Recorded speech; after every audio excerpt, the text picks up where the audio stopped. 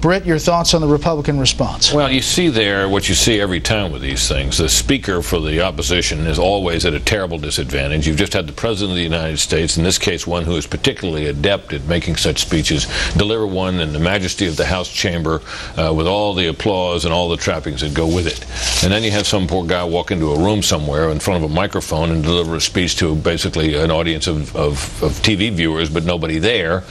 And, you know, his cadence is going to be different, he's going to look different, he's going to sound different. I have to say, though, having said all that, that the speech read a lot better than it sounded. This was not Bobby Jindal's greatest oratorical moment.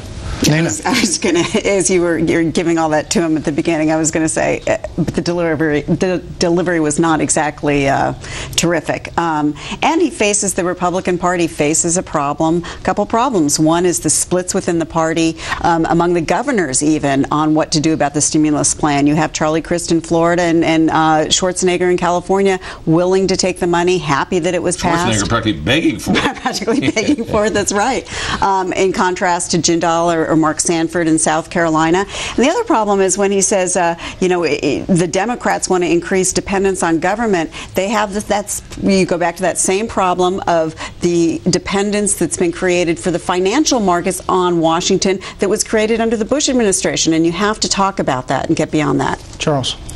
Jindal didn't have a chance. He follows Obama, who in making speeches is in a league of his own. He's in the Reagan-esque league, and there's nobody like him. And he had, as Britt indicated, a wonderful, a glorious backdrop behind him and a setting that was a grand setting.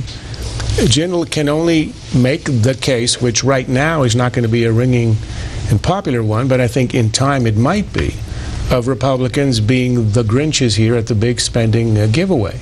After all, the stimulus is the largest giveaway in American history, and that's what Obama is defending, and he's defending even more, without ever speaking of getting the revenues, except from the poor 2% of Americans, the richest 2%, who apparently are going to fund all of these programs ad infinitum, which of course is a pipe dream. But his case is an austere one, and right now it's not one people want to hear. So Jindal had a really hard task, and he tried the best he could. And I don't think he did it.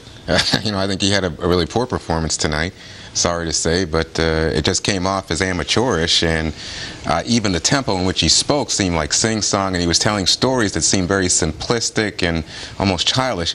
The best of it was when he got toward the end and he started talking about Republican principles, that Republicans had lost your trust and we intend to regain them. How do we intend to regain them?